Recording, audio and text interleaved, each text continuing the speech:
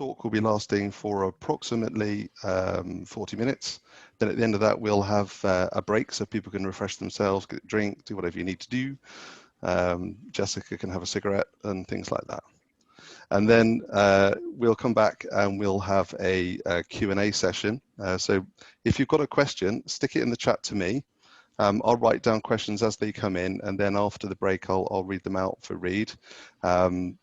We tried doing it where people sort of shout in their questions, but it doesn't work brilliantly online. So I hope you don't mind if I do those questions for you. At the break and also at the end, we will unmute everybody so everyone gets a chance to have a bit of a clap to show their appreciation for the talk. One last thing I'd like to say is that there's no charge for this talk. It is completely free of charge, but we do welcome donations to Street Epistemology International. And if you register via Eventbrite, you will get a link to that. So feel free to bung a couple of quid or a couple of dollars into that. That would be really welcome. Every little bit really does make a big difference. There will also be links put when it goes on YouTube underneath here in the comments section to various different Street Epistemology links and also to that site. So I think that's pretty much all I needed to talk about. And so over to Reid. All right, cool. Thanks, Paul. Hey, hello, everybody. Thanks for coming. This is going to be pretty fun. I think it's my first Zoom meeting, so this is great. Let me share my screen and get my keynote going, hopefully. So yeah, today's talk is called How to Have Impossible Conversations with Street Epistemology. Just a little background on myself. I'm president of Street Epistemology International, although just for today I'm just Reid Nicewonder for today, in case I say something maybe that the board thinks I shouldn't be saying, but I am president of Street Epistemology International. I'm an independent filmmaker. I usually live in Los Angeles, but today the past few months I've been in Naples, Florida, on the east coast of the United States. And I'm basically just an enthusiast for skepticism and critical thinking. I have no academic background in epistemology or anything academic like that. I'm just a regular guy who appreciates skepticism and critical thinking. So here's a little bit of the history of street epistemology.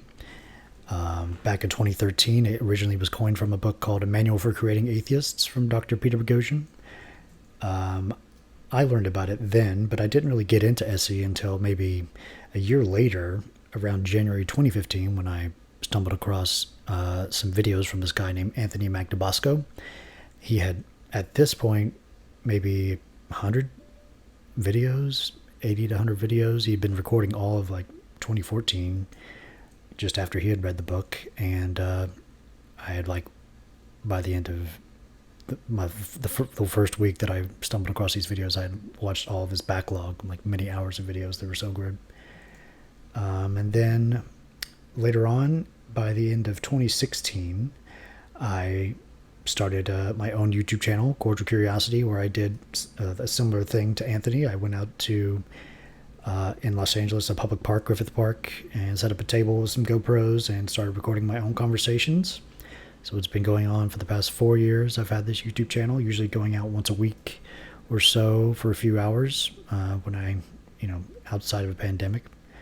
That's what I usually would do as a hobby. Here's me and Anthony hanging out around 2017. That's really cool to see. And then just last year, a new book called How to Have Impossible Conversations was released. It's basically an update from Dr. Peter Boghossian. He has seen what Anthony's been doing, what all these SE content creators have been doing over the years, and he has this new book out, and it's really great. That's all I'll try to talk to you about today. So basically the outline today is a few goals, and what are the problems for meeting those goals, the usual way for solving those problems, and an old way modernized what street epistemology is for solving some of these problems. So I think a few goals that we usually have is a more reasonable society. Ideally, we would like to have more critical thinking out there, people being able to think through different claims, seeing on the news, being able to evaluate claims. That would be, ideal for me. But also like healthy relationships with friends and family who hold radically different political, moral, and social worldviews. All of our friends and family don't have to believe exactly what we do in order for us to have good relationships with them. And usually, certain ways of talking with them might sever those relationships or hurt them. So we want to have better relationships as well. Then what are some problems with meeting these goals? Polarization. These past few months, especially in the United States, have been highly polarized. We have an election coming up, and there were just riots last night, and there's been riots in various cities for the past few months, and it's just very contentious time in the United States as well as in the UK. So that's a problem. Another problem for meeting those goals is just human psychology, which I will get into real quick right now. So here's this core belief model from Kevin Delaplante from the Argument Ninja podcast. I like this little graphic he has. We have like peripheral beliefs, different kinds of beliefs: peripheral, intermediate, and core. Peripheral is like just beliefs we have, but they don't really matter too much to us. Intermediate are harder to change, and then our core beliefs, the stuff that matters most and hardest to change. And these core beliefs are surrounded by identity-protecting psychological defenses. And there's lots of books about these psychological defenses, but the two I most like are The Righteous Mind and The Elephant in the Brain. I've got a few slides about these. We all get sucked into tribal moral communities. We circle around sacred values and then share post hoc arguments about why we are so right and they are so wrong. We think the other side is blind to truth, reason, science, and common sense. But in fact, everyone goes blind when talking about their sacred objects. If you want to understand another group, follow the sacredness. Yeah, big fan of that book from Jonathan Haidt, The Righteous Mind. Sacred objects don't have to be religious objects. They could be any type of political belief even as well. So he goes into what are those psychological defenses, and it's a really good book. Here's another one from The Elephant. Here is the thesis we will be exploring in this book. We human beings are a species that's not only capable of acting on hidden motives, we're designed to do it. Our brains are built to act in our self-interest, while at the same time trying hard not to appear selfish in front of other people. And in order to throw them off the trail, our brains often keep us, our conscious minds, in the dark. The less we know of our own ugly motives, the easier it is to hide them from others. Yeah, so there's a great chapter in this book just based on conversations and our hidden motivations for having conversations as social primates. And there's just a lot of stuff to keep in mind about our hidden motives for having conversations in general, and the techniques from how to have impossible conversations mitigate the problems with those motivations, I think, a lot. So yeah, like the usual way of dealing with these issues has usually been ridicule and debate. These have their place a little bit, like on a macro scale. If there's an audience, if there's two people arguing or debating, as long as there's an audience, there can be people that can change their minds. It's, very rarely people who are debating change their minds one-on-one with an audience, but it's really horrible for micro, like one-on-one conversations. You don't want to do it this way, ideally. So there is an old way, modernized. Back in the day, Socrates, or Plato explained how Socrates would talk with people using his Socratic method, and it's been a long time since then, and we've learned a lot about psychology and, in general, epistemology. So we have this new thing, Street Epistemology, originally coming from Boghossian's book. Love the memes. So what is SE in general? it's just a positive and productive way to help someone reflect on and evaluate their reasons and motivations for believing something. That's basically the gist. And so, A Manual for Creating Atheists was a book for the new atheist market back in 2013, but it was an undercover generalizable method. Boghossian didn't choose that title. I think the publishers did. So I think he had in mind, a more generalizable method all along. But it became clear in the years since it was published that SE could be used for virtually any claim, and the method evolved, through trial and error, especially with Anthony. And How to Have Impossible Conversations takes the core skill set from A Manual for Creating Atheists and expands upon them with the latest literature in various fields. So SE is now seeing a new opportunity for growth by using the clear set of techniques from How to Have Impossible Conversations. How to Have Impossible Conversations contains 36 techniques drawn from the best, most effective research on applied epistemology, hostage and professional negotiations, cult exiting, subdisciplines of psychology, and more. And here's a quick explanation of some of them before we see many more in action during a video example from Anthony Magnabosco. One key to realizing you can have seemingly impossible conversations is recognizing that discussions are natural learning environments for both people. Treating an individual as a partner in civil dialogue does not mean accepting their conclusions or buying into their reasoning. The mark of an educated mind, it has been said, is to understand a statement without having to accept it. It means thinking along with someone so that you understand not just what they believe, but also why they believe it. In that process, maybe they'll come to understand your reasoning or see that their reasoning is in error, or maybe you'll discover that you're harboring a false belief. Conversational partnership isn't about agreement or disagreement. It's about civility, charity, and mutual understanding. Yep, good stuff there. Another technique is... If you must make an assumption about your partner's intentions, make only one. Their intentions are better than you think. People don't knowingly desire bad things, so assume your partner has good intentions.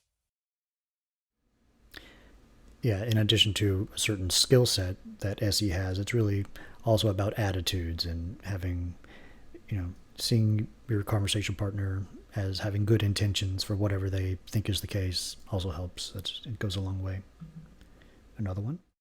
Model the behavioral traits that are key to effective, successful conversations. Listening, honesty, especially admitting ignorance, sincerity, curiosity, openness, fairness, charity, not assuming bad intentions, focusing on justifications for belief, humility, humor, give and take, and willingness to change your mind. Yeah, that's the ideal attitudinal skill set, stuff you want to portray in your conversations for sure. Here's another one. If you challenge someone's beliefs, then you're far more likely to evoke a defensive posture than if you question their reasoning that led them to their beliefs. Challenging beliefs risks your conversation partner becoming defensive and hunkering down. Focusing on epistemology avoids many of these issues because people are less threatened by having their epistemology probed than having their beliefs challenged. Yes, this relates to the backfire effect. We want to avoid people, usually people in conversations or debates, they just throw facts back at each other, and that creates a defensive posture that makes people defensive. But we found if you focus on epistemology, if you just try to learn why they believe what they believe and try to test their epistemology, their way of knowing, they don't get defensive. They just get more interested in telling you what they believe. But sometimes they go down a rabbit hole and they get to a dead end and they see some contradictions in what they're saying, and it helps them reflect on their own beliefs, and it's a way to not feel threatened at all. It's a great thing to see, and you'll see examples of it in the video example. Offering evidence, facts, almost never facilitates belief revision for any belief with moral, social, or identity level salience. There are many psychological and social reasons why evidence fails to persuade, but chief among them is that people care deeply about being good. That implies, in agreement with the evidence, that feedback they receive from peers and other people whose esteem they value goes much further than facts in influencing what they believe. If your goal is to help your partner change her mind, which it probably is if you're willing to enter debate mode and introduce facts, evidence, and careful arguments, then your attempt to talk her out of certain beliefs is more likely to talk her into them.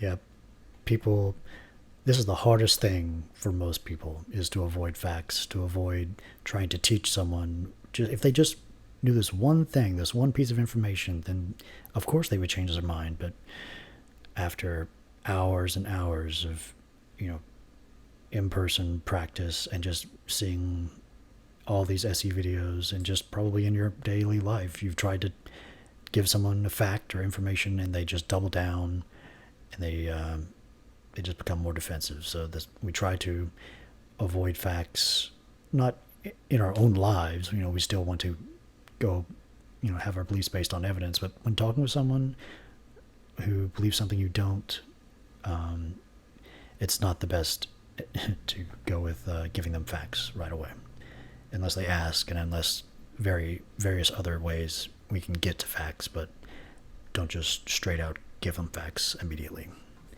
Here's another technique.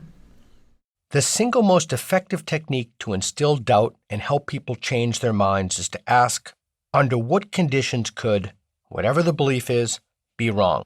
This is called disconfirmation.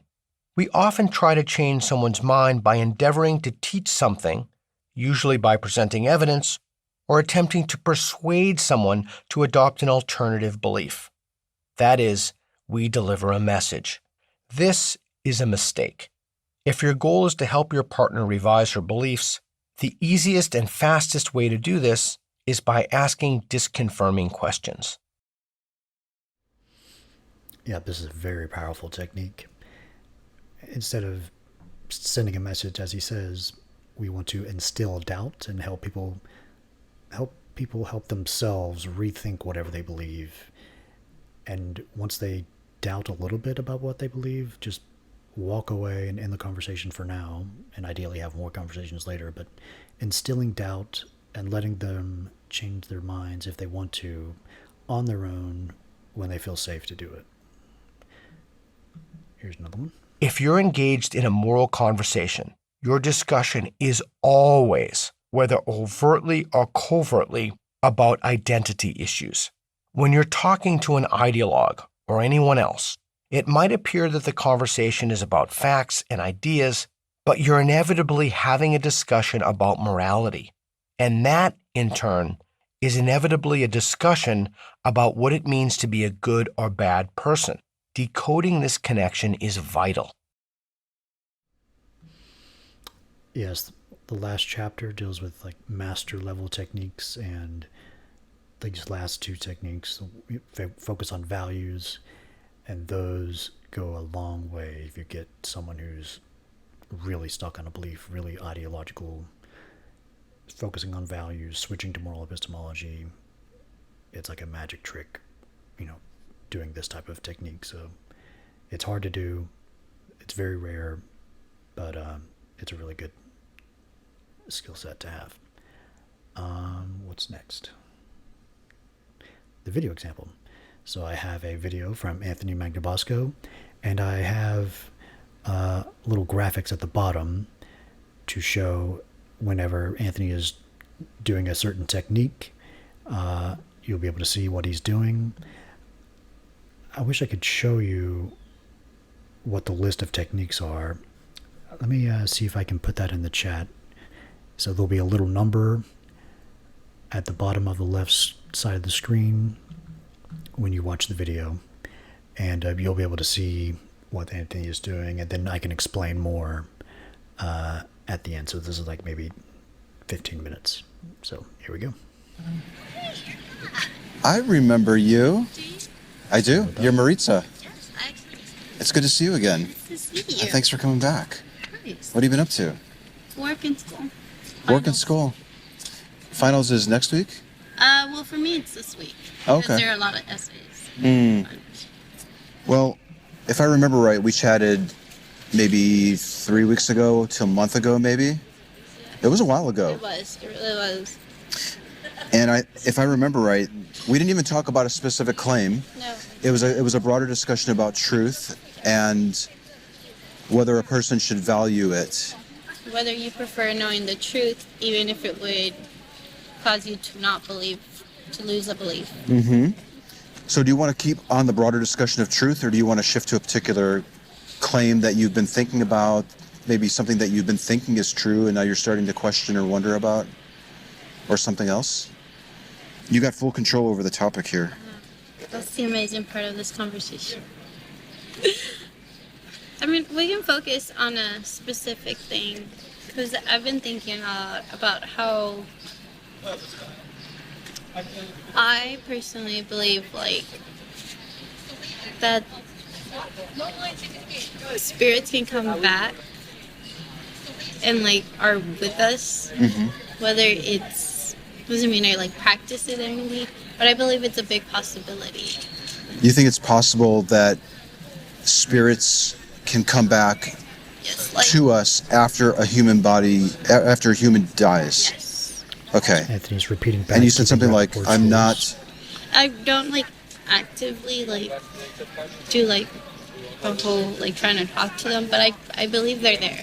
You have a view that when humans die, They stay it's with us. possible that it can happen, or it's actually happening? It's that they stay with us. Like, like, my grandma, she raised me with the Okay, so Anthony's belief not of telling you how anything. He's once just you asking die, questions. you have to leave a cup of water out because our spirits are still with us. They stay with us for a good amount of time before they go wherever they need to go. So you keep a cup of water nearby, so that in case they get thirsty on their travels, they can drink that.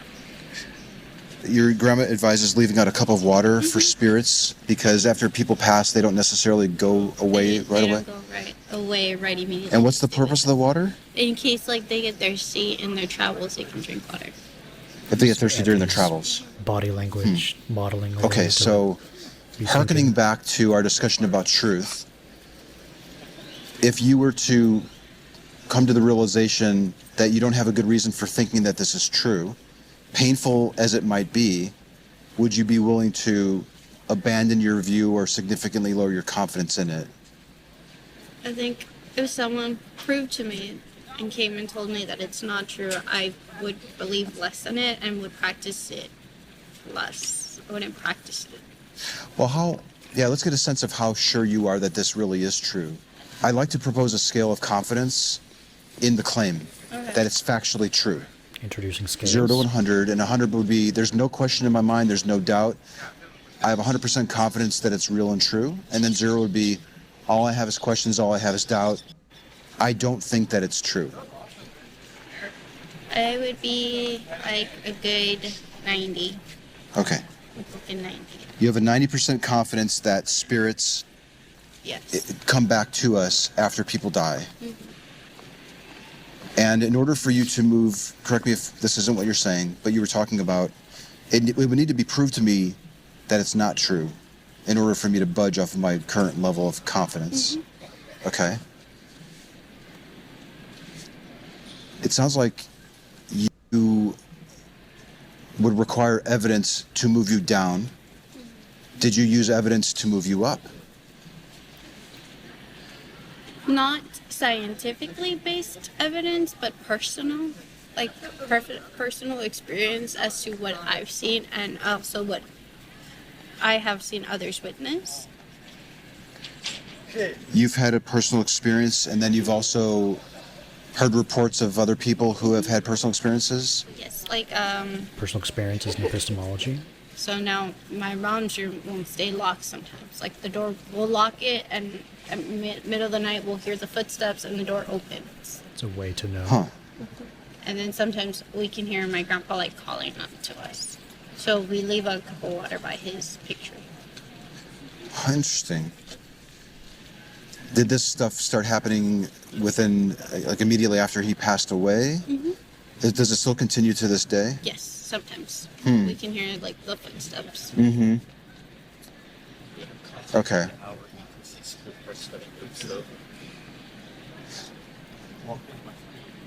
I'm wondering if somebody facts. who wasn't even aware that this was a possibility had loved ones that they knew very well pass away, and they had no idea. It didn't even cross their minds that there might be spirits or that they should be leaving out water for them, and they started experiencing these same things.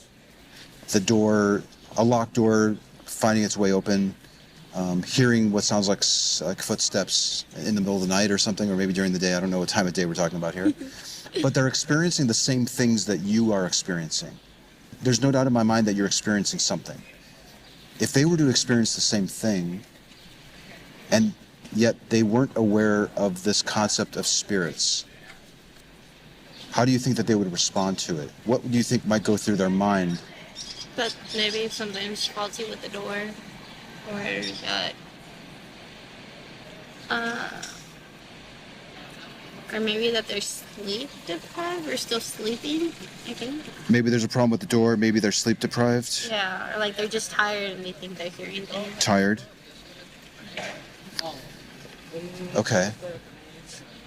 I think what we're saying is that if somebody wasn't even aware of spirits or didn't even have this concept in their mind, if these things were to happen to them, they would possibly think of explanations for them other than spirits. Mm-hmm. Okay.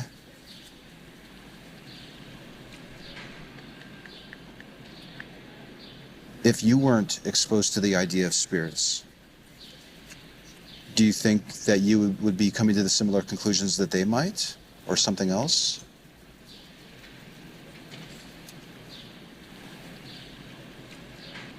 I'm not really sure, because I've always grown up with the subject of spirits, like respecting them. Mm-hmm. But possibly, I don't know. I feel like it would depend as to like who I associated myself with if I didn't, because I know like a lot of my friends, some of my friends believe in it. And then I have some that don't, and they just say you're superstitious. Okay. You know people who believe in it and people who don't? Yes. Okay.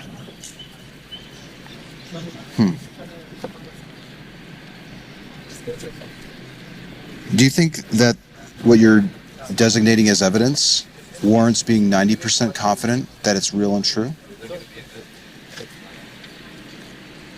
Wait, hold on. I didn't understand that question. Yeah. No, I didn't understand. I didn't like. Yeah, I'm going to repeat it back. Do you think that the reasons that you're offering for the explanation that you're coming up with warrant being 90% sure that it's spirits?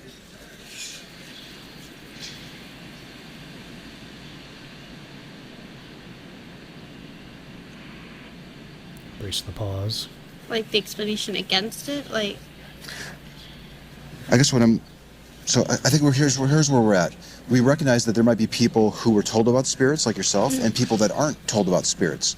And then if they were to each experience similar things, doors opening when they should be closed or locked, the sound of footsteps, and if we look at the conclusions that they're coming to, and we're noticing that some are concluding that it's spirits and some are chalking it up to other explanations, if we recognize that people are coming up with possible solutions or explanations to it based on what they think might be the case or not think is the case, do you think 90% confidence that spirits exist is justified? I think it seems justified to me, like, because I believe it's true. But if they're going to prove to me and show me, like, give me the evidence, then yes, that seems like a whole completely thing, and my faith in it might change. If they actually show me, oh, like, hey, like, the door is unleveled and thus causing it to open or something like that. Or maybe when the trees hit it or something. Like, if they give me, like, the actual, they show me why does it. Like, if they prove to me, then yes, it might falter my belief. Yes, right. You will move down on your confidence that spirits are real if it could be demonstrated to you, there's some sort of evidence to back it up. Yes. Is the sound of footsteps or the opening of a door evidence for spirits? Or is it a claim that you're using to conclude that spirits are real? Shoot.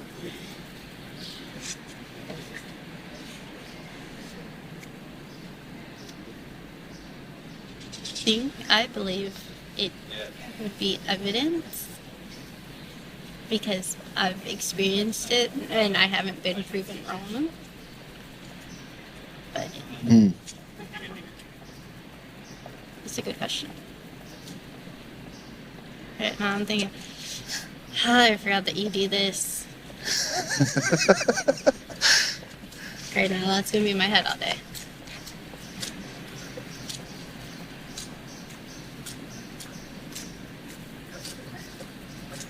Or listening, pausing. It could be so that it's a claim I'm making to support my belief. Because I have no actual, concrete evidence to support it.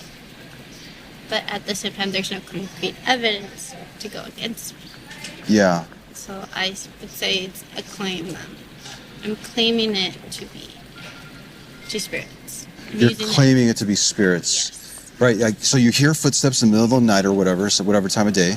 I don't think we've even established when you hear it. What time of day do you usually hear this? Usually at night. Okay, at night you hear footsteps, or you hear what sounds like footsteps. Okay. Is that a good characterization, or are you hearing footsteps? I'm pretty sure they're the footsteps. Making sure They to sound like clarify. how my grandpa used to walk. Okay, They sound like his footsteps. right. You hear footsteps, or will you be charitable and let me say you hear what sounds like footsteps, or are you hearing footsteps? I don't want to twist your arm here. You already have me questioning here about my evidence. Here's what I'm wondering about your evidence that you're using to claim with 90% confidence that spirits are real. Could I be raised in a household who thinks that leprechauns are real? All right? And if you wake up in the middle of the night and you actually hear what sounds like footsteps, I'm going to be consistent with my terminology, Okay. that you're justified in being 90% confident that those are leprechauns pitter-pattering around the house.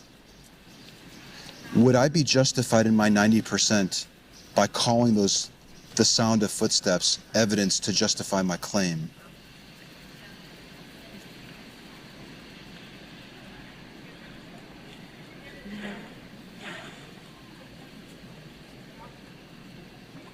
No, because the leprechauns aren't real.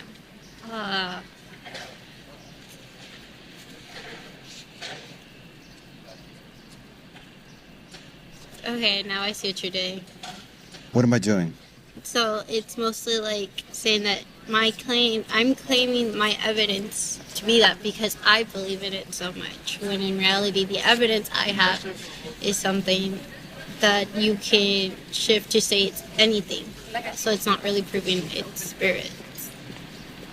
If what you're calling evidence can be used to justify my 90% confidence that leprechauns are real, and it can also be used to confirm that 90% confidence that demons are real, and 90% confidence that spirits of our loved ones are real, what does that say about the quality of your evidence? So that's not a good evidence.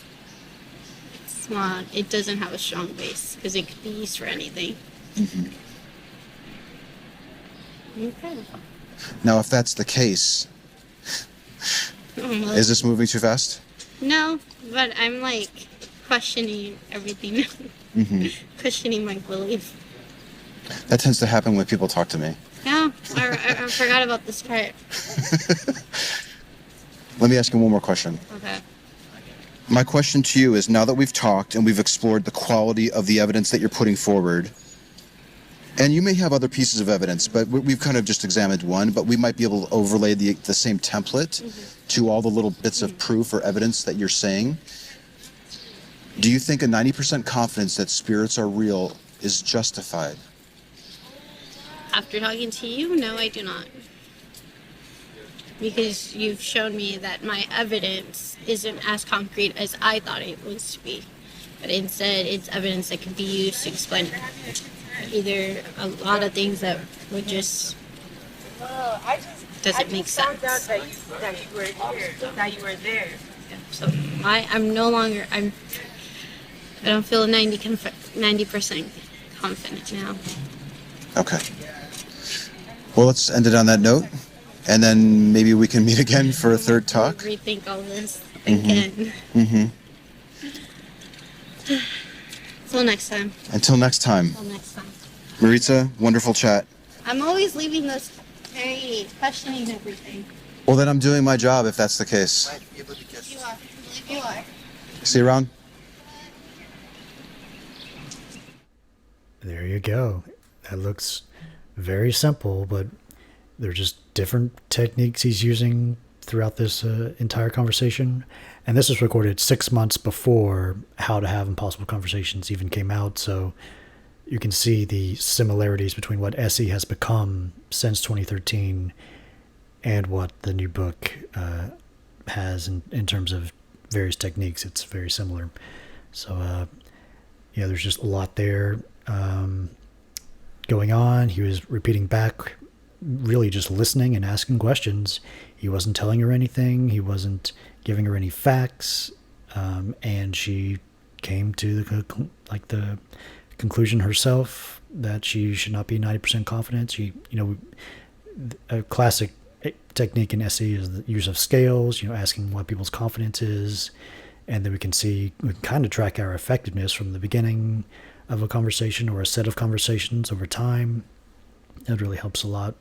So she said by the end she did not feel comfortable being where she started at 90%.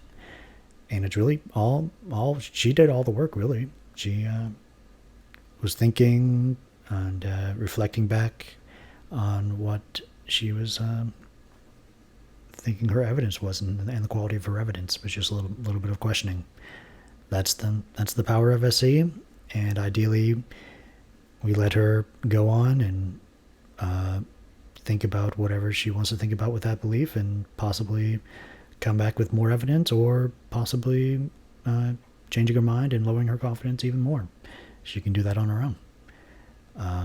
SE is not proselytizing or evangelism for not believing in ghosts. It's just letting people think about their own reasons and letting them come to their own minds later on. So that is basically SE. There's a lot going on. There's many more techniques you could use, but this is just one example that I really like from Anthony. And we'll be back for a Q&A if you want to hear about more. Thanks. Thank you very much, Reid. Can we unmute everybody for a round of applause, please? We can do that. Hey. Thank you. Yeah. Appreciate it. Oh, thanks ever so much, Reid. That was excellent. Right, so we're gonna have a little bit of a gap now for a few minutes, just to give people a chance to get a coffee, go to the loo, for Jessica to have a cigarette. I'm just going to keep teasing her all the time. And then we'll come back and we'll have a bit of a Q&A, ask you some questions. There's a few questions coming through already, and I'm looking forward to those. So I'll see you, everybody, in about 10 minutes or so. Later that same evening. Welcome back, everybody. Is Reid there? I think so. You think so? You're not sure you're there? I can just try okay. I've been typing away like crazy and trying to sort of read the faster I write, I don't know if you get this, but the faster I write, the less capable I am of reading it after I've actually written it. So I'm going to have a go with some of the questions that I've been sent, and we'll see where we go from there. By the way, I'd recommend everybody check out Cordial Curiosity, the YouTube channel. Absolutely amazing talks on there with some fairly extreme people. I think I'm going to actually ask one question for myself, and then all the other questions are going to be from everyone else. Sure. Obviously, a lot of your talks carry out in Los Angeles. It's well known for people that are kind of open to a wide range of New Age beliefs and things like that. And I've seen some talks where your famous neutral expression that you managed to is attested to the absolute limits of any possibility. What was the strangest belief you've ever been presented with in an SE conversation? I think my very first video I uploaded was not SE at all. I just had to get it out online for people to see, because this woman believed in like some type of simulated, like, or what? No, it was light beings. It's like, I'm a light being and I'm a simulation of her mind or something. I forgot the specifics exactly, but I just had to get that out there. It's not SE at all. It's just me being just gobsmacked, but trying to stay as neutral as possible. My very first video, yeah, that was very bizarre. But I've had a lot more bizarre videos and conversations as well. Yeah. The more you believe it, the more likely it is to be true. Okay, next question. Has street epistemology changed you? And if so, how? I think it has. A partial goal of mine going out there is just to develop social skills in general. I was very shy 5 years ago. And after going out there for a few hours every week, I really have no problem talking with people about deeply held beliefs. It's kind of easier to do with strangers because you don't have to deal with any baggage with friends and family. So still working on friends and family, but in general with strangers, my social skills have been improved greatly through SE. Yeah, great. David wants to know if theists, for sort of those not into the thing, a theist is obviously somebody who does believe in the existence of a god, a specific god. Have you come across theists trying to use street epistemology to promote their religious beliefs? What I your experience have. on that? I've seen a few videos where they try to attempt it, but they betray their point of view fairly quickly. And by the end of the conversation, even if they do get a little bit of doubt, they want to fill that doubt with, Christianity and proselytization. SE would not be okay with that. We do not want to fill any doubt that we instill. Just let people make up their own minds on their own, unless they ask you for your opinion. You don't have to hide behind neutrality. But don't fill any doubt with any other ideas of your own. That would be not the best ethically to do. Yeah. I've got a question from Tommy. I'm not entirely sure about the law that he's talking about, but he's saying in Scotland there's a proposed hate crime bill which would make it a criminal offence to hold and express offensive beliefs. I just wondered, it's a bit of a deep end one for you, because obviously I guess you're going to be even less likely to know about this bill than me, but what are your thoughts on the idea of criminalising sharing offensive beliefs? Totally against that. I'm a huge fan of liberalism in general, which, for free and open societies, that is the lifeblood of, moral and intellectual progress. A lot of beliefs have been very offensive that we now count on and use to make our lives so much better. The Earth is not the center of the galaxy, and that's not a popular belief, and we use that knowledge and the knowledge that came from all of that to help our lives. And we keep society open. Just build up your own character to not feel offended when you hear offensive things. Just sticks and stones. They're just ideas, and also people usually have good intentions. They don't knowingly desire bad things. They're not evil. They're just mistaken. So have a conversation about it. And if a possibly offensive thing that they believe is actually true, then you'll learn something true. So that's the ideal thing. So kind of get it out in the open and have a chat about it and see if it holds any water. I guess, locking down the expression of beliefs also denies you the opportunity to challenge those beliefs, I guess. Is that kind of where you'd be coming from there?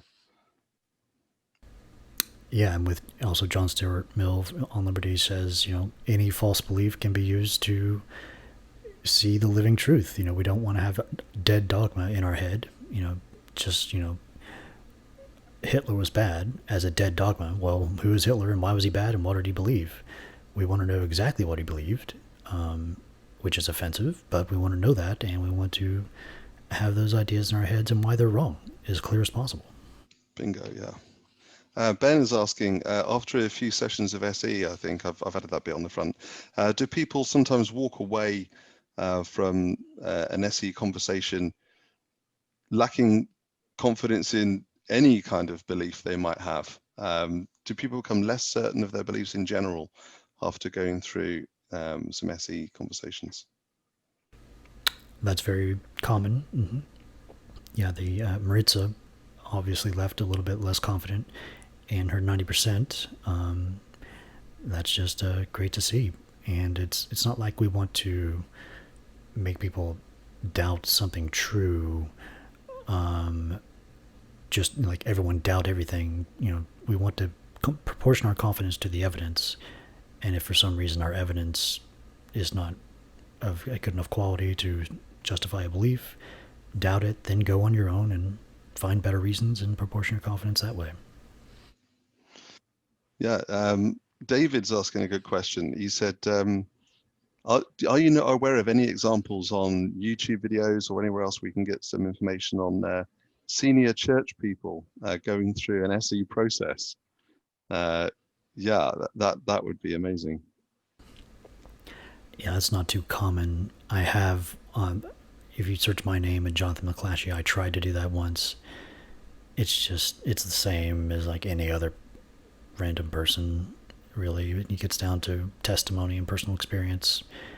And it's hard to do with like professional apologists because they just want to bloviate and say so much of what they know, but it all boils down to the same crappy epistemology for believing extraordinary claims.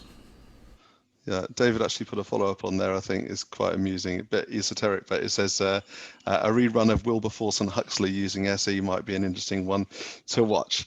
But yeah, that could be good. Another anonymous one. If you could, and I've seen you do this one before, so I'd be interested to see what you say to it now. You've had a chance to think about it a bit longer. If you could SE one person, anyone, they had to sit down and do an SE talk with you. They had no choice, they had to do it. And you had them to yourself to do an SE talk with them. Who would you pick? That's hard. I guess if I could have it broadcasted, far and wide publicly, it would be Donald Trump, most likely. I think seeing his belief systems unpicked would be one of the most delicious things that could ever happen. Yeah, that would be fantastic. So much stuff we could talk about. That would be nice. I've sort of basically, this is one where you can probably riff a little bit, I guess. I've had a few questions from different people have come in about strategies for conversations with theists. Now, one person was asking whether, you've seen people being ridiculed out of their beliefs. There are some people who are reasoned out of their beliefs. Some people are given information or arguments which help them to get out of their beliefs. Do you think that different people respond to different approaches, or would you say that SE is always the best option if you want to sort of change someone's mind or help someone to change their mind? I think for sure, yeah. Even religious beliefs aren't really core to people's identity sometimes. And sometimes that means they're not going to bring up any psychological defenses that much. So you can probably give facts and evidence if they're ready for it, if it's not usually tied to identity, but religious beliefs usually are that way. And yeah, when people are watching debates and seeing their beliefs ridiculed, they feel they're not as psychologically defensive in that situation. They can see different perspectives, different ways their beliefs could be possibly immoral or unethical, and that triggers certain intuitions, and then they can deal with that cognitive dissonance in private. It helps a lot. Yeah, I think a lot of what happens in SE doesn't happen in the talk. It seems to happen, it's what Anthony calls the stone in the shoe thing. It's after the talk, isn't it? When they've gone away and they've had to think about it and they've ruminated on the discussion, that's when an awful lot of the change happens off camera, I guess. You've done a few talks where you've seen someone more than once. Have you seen changes in people between talks? I don't think I've talked with someone multiple times about a certain particular belief. I've talked with people about different things, but I just started really going out to a college campus consistently at the beginning of this year, and I had some people recognize me and start to talk again, but I haven't had someone reduce their confidence or change their confidence in anything yet, but hopefully when we get over this pandemic, I'll be able to do that, hopefully. Yeah, that'd be good. I mean, there's one of the things that encouraged me to invite you to talk to us today is that there's a few of us down here that are starting to get into street epistemology, and there's about 3 or 4 in the Southwest that are really looking at getting out there and doing it. Just to tie it us off at the end, and then to give you a chance to give your own thoughts to tie things up. Have you got any tips, any sort of hints and tips and ideas about how someone can get involved in street epistemology if they were interested in exploring the method and having a go for themselves? Sure thing. There's tons of different ways to interact with the SE community. There's probably thousands of people who are now interested in track what's going on consistently. There's the SE Discord, I think, is the most active right now. Besides that, there's the Reddit or subreddit, Street Epistemology. There's Facebook page and Facebook group. There's the Twitter. But ideally, right now, it's probably the Discord, SE Discord. Okay. Brilliant. Okay. Thanks ever so much, Reid. Have you got anything else you'd like to say? Is there anything I should have asked you that I didn't? No, just hopefully stay tuned. And if you have any tips for me for like in the meantime, have conversations. I'm going to try to like possibly do SE on VR on big screen. I'm going to try to experiment with that. So maybe you'll see a VR SE video here coming soon. So be on the lookout for that. That'll be fun. Cool. Excellent. Thanks ever so much. If you'd like to unmute everyone's microphones again, we can have a final round of applause. And a big thank you from us down here in the southwest of England to you over there in the United States. And thanks ever so much for your time, Reid. It was fantastic. If you'd like to stay behind and have a chat, that's fine. That's cool. Sure. Thanks, Paul. Thanks, everybody. Thank you. Thank you. It was cool. So, technology. I'll just say, Reid, that your voice is very calming. Oh, cool. Yeah. Yeah, with these headphones, I like, even in general, I don't really have a voice that I project, but with the headphones, it's even worse. I kind of whisper, and I need to practice like talking normally. No, it was very effective. It was very effective. You could talk down an angry person very, very well, I think. Yep. Could come in handy in my job. Yeah.